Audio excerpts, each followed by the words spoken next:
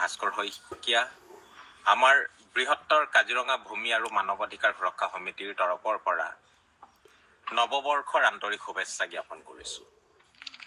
আমি আজি এটা বিশেষ কাৰণত আপোনালোকৰ কাষলৈ আহিব বিচাৰিছোঁ।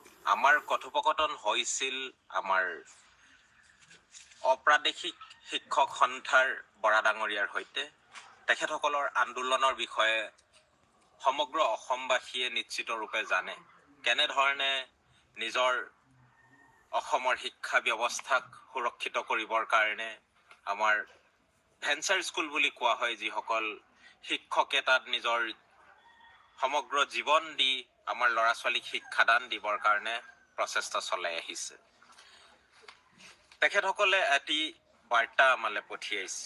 যেতিয়া আমি নতুন বছৰৰ শুভেচ্ছা আমি তেখেতসকলক জ্ঞাপন কৰিব বিচাৰিছিলোঁ, তেখেতসকলে কৈছে ৰাইজে শুনিব। অপ্ৰাদেশিকৃত শিক্ষকসকলৰ বাবে নতুন বছৰ, বিহু, পূজা, ঈদ বুলিলে কোনো আকৰ্ষণ নাই।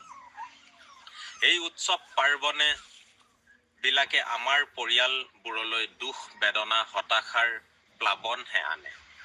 পৰিবাৰ, ল'ৰা ছোৱালী কেইটাৰ মুখৰ ফালে, চকুৰ ফালে চাবলৈ সাহস নাপাওঁ। অন্তৰখন সিহঁতক বঞ্চিত কৰা অহা দুখে খুন্দা মাৰি ধৰে। এই ধৰণৰ দুৰ্ভগীয়া এটি বাৰ্তা আমাক আমাৰ অসমৰ প্ৰায় 20,000 শিক্ষকৰ তৰফৰ পৰা প্ৰেৰণ কৰিবলগীয়া হৈছে। সমূহ অসমবাসীকে ইয়াক অতি গুৰুত্বভাৱে শুনিবৰ কাৰণে আমি আবেদন জনাইছোঁ আৰু লগতে তেখেতসকলৰ লগত থিয় দিবৰ কাৰণে আমি অনুৰোধ জনাইছোঁ। কিয়নো অসমৰ ইতিহাসত যদি আমি চাওঁ, ভেঞ্চাৰ স্কুলে গঢ়া কাঠামোৰেই আজি অসমৰ শিক্ষা ব্যৱস্থা এটি স্তৰলৈ উপনীত হৈছে। তেনে পৰিস্থিতিত আজি হাজাৰ হাজাৰ আমাৰ স্কুল ধ্বংস কৰি তেখেতসকলে আমাৰ শিক্ষা ব্যৱস্থাটোক আজি সংকটলৈ ঠেলি নিছে। আৰু এয়া কেৱল মাত্ৰ শিক্ষকসকলৰ চাকৰিৰ কথা কোৱা নাই, আমি সমগ্ৰ অসমীয়া জাতিৰ মেৰুদণ্ড স্বৰূপ শিক্ষা ব্যৱস্থাটোক অক্ষুণ্ণ ৰখাৰ কথা আমি কৈছোঁ। আজি কেনেকে চিষ্টেমিকলি প্ৰক্ৰিয়াগতভাৱে অসম চৰকাৰে আমাৰ শিক্ষা ব্যৱস্থাটোক ধ্বংস কৰিছে আপোনালোকে চাওক। আজি অসমৰ সৰহসংখ্যক IAS অফিচাৰ হওক, আজি আমাৰ ডাঙৰ ডাঙৰ অফিচাৰ আমোলা হওক, তেখেতসকলে মনত পেলাওক সেই ভেঞ্চাৰ স্কুললৈ থৈলালৈ যোৱা দিনৰ কথাবোৰ। সেইবোৰ আপোনালোকে পাহৰি নাযাব। আজি ব্যক্তিগত সংস্থা, প্ৰাইভেট স্কুললৈ সকলোবোৰ আমাৰ শিক্ষা ব্যৱস্থা তেখেতসকলে দি দিছে। আমি দেখা পাইছোঁ ডাঙৰ ডাঙৰ বনদিয়া ইণ্টাৰনেশ্যনেলৰ দৰে বৃহৎ বৃহৎ স্কুল আমাৰ মুখ্যমন্ত্ৰীৰ অৰ্ধাংগিনীয়ে খুলিছে অসমৰ চাৰিওফালে। ব্যক্তিগত স্কুলেৰে ভৰি পৰিছে। আজি বহুবোৰ ধৰ্মীয় অনুষ্ঠানক তেখেতসকলে শিক্ষা ব্যৱস্থাটো হাতত গতাই দিছে। তাৰ ফলত কি হ'ব? আজি আমাৰ ছেকুলাৰ যি শিক্ষা ব্যৱস্থা আছে, গণতান্ত্ৰিক যি শিক্ষা ব্যৱস্থা আছে, তাক ধ্বংস কৰাৰ এটা প্ৰৰোচনা এইখন চৰকাৰে কৰা আমি দেখা পাইছোঁ। আজি যদি ভেঞ্চাৰ স্কুলবোৰলৈ যোৱা ল'ৰা ছোৱালীৰ মধ্যাহ্ন ভোজন, যি মিড ডে মিল বুলি কয়, তাক আপোনালোকে বন্ধ কৰিবলৈ সৎসাহস কৰিছে এইখন চৰকাৰে। তাৰমানে আমাৰ সৰু ল'ৰা ছোৱালীক আপোনাৰ লঘোণে থবলৈ এক মিনিটো কথা নাভাবে আপোনালোকে। আজি আমাৰ আইজনী বা মাজনী আঁচনিৰ দ্বাৰা যি আমাৰ ছোৱালীসকলৰ বাবে যি আমাৰ গাৰ্ল চাইল্ডৰ কাৰণে শিক্ষাৰ আমি এটা ব্যৱস্থা কৰিছোঁ তেখেতসকলক অনুপ্ৰাণিত কৰিবৰ কাৰণে, সেই ব্যৱস্থাটো আপোনালোকে ভেঞ্চাৰ স্কুলৰ পৰা কাঢ়ি নিছে। তাৰমানে আপোনালোকে কি কৰিছে? তাৰমানে আমাৰ সমাজৰ অৰ্ধাংশ আমাৰ মহিলাসকল, আমাৰ ছোৱালীখিনিয়ে শিক্ষাদান কৰিব নালাগিব, তেখেতসকল পঢ়া শুনা কৰিব নালাগিব। এই ধৰণৰ নীতিৰ পৰা এইখন চৰকাৰে বঞ্চিত থাকিব লাগে বুলি আমি স্পষ্টভাৱে কওঁ। আৰু এইসকল আমাৰ অপ্ৰাদেশিকৃত শিক্ষক সন্থাৰ লগত আপোনালোকে আজি নহয়, আজি প্ৰায় বহু বছৰ ধৰি, কেইবা দশক ধৰি আপোনালোকে আলোচনা বিলোচনাত আছে।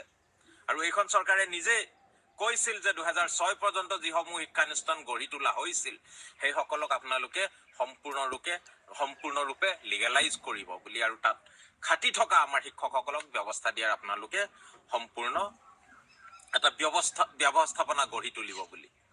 আজি আমাৰ শিক্ষামন্ত্ৰী ডক্টৰ ৰণোজ পেগু ডাঙৰীয়া, আপোনাক কওঁ, আপুনি বাৰম্বাৰ আমাৰ শিক্ষকসকলক আপুনি মিছা কথাৰে তেখেতসকলক ভুল পথে পৰিচালিত কৰিছে আৰু তেখেতসকলৰ পেটে ভাতে ল'ৰা ছোৱালীক সকলোকে ধ্বংসৰ পথলৈ ঠেলি নিছে।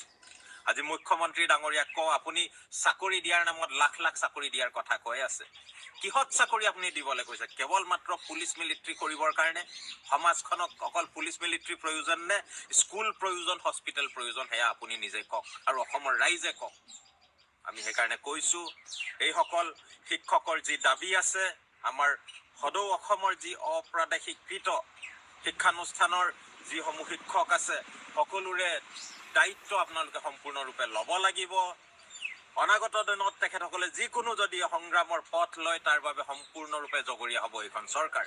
আৰু বহু লোক শিক্ষক আজি আমাৰ সমাজৰ পৰা পৰিত্যক্ত অৱস্থাত চিকিৎসাৰ ব্যয় তেখেতসকলে নিজৰ কৰিব নোৱাৰাৰ ফলত, ল'ৰা ছোৱালীক শিক্ষা দিব নোৱাৰাৰ ফলত, পইচা পাতি নথকাৰ ফলত আজি বিভিন্ন পন্থা ল'বলগীয়া হৈছে।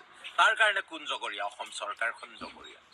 সেইকাৰণে আমি কৈছোঁ, সম্পূৰ্ণৰূপে দায়িত্বভাৰ ডক্টৰ ৰণোজ পেগু ডাঙৰীয়া আৰু শিক্ষামন্ত্ৰী তেখেত আৰু আমাৰ মুখ্যমন্ত্ৰী ডক্টৰ হিমন্ত বিশ্ব শৰ্মা ডাঙৰীয়া, কাৰণ তেখেতৰ অনুমতিৰ অবিহনে তেখেতৰ সেই ৰাজতন্ত্ৰৰ মন্ত্ৰীসভাৰ পাত এখিলাও নলৰে। সেইকাৰণে আপোনাকো কৈছোঁ, এই আমাৰ 20,000 প্ৰায় শিক্ষকৰ দাবী আপুনি সম্পূৰ্ণৰূপে পালন কৰিব বুলি আমি আশা ৰাখিছোঁ। নহ'লে তেখেতসকলৰ সম্পূৰ্ণ আন্দোলনত আমি আছোঁ, প্ৰতি মুহূৰ্ততে তেখেতসকলৰ লগত থাকিম আৰু সমগ্ৰ অসমবাসীক আমাৰ শিক্ষা ব্যৱস্থা আমি বৰ্তাই ৰাখিবৰ কাৰণে, সুৰক্ষিত কৰিবৰ কাৰণে ওলাই আহিবলৈ বাধ্য হ'ম। নৱবৰ্ষৰ তেখেতসকলৰ যি দুখ ভৰা সেই আৰ্তনাদ সমগ্ৰ অসমবাসীয়ে নিশ্চিতৰূপে শুনিছে। সেই তেনেকুৱা দিন যাতে আমাৰ ভৱিষ্যতৰ ল'ৰা ছোৱালীৰ অন্ধকাৰ ভৱিষ্যত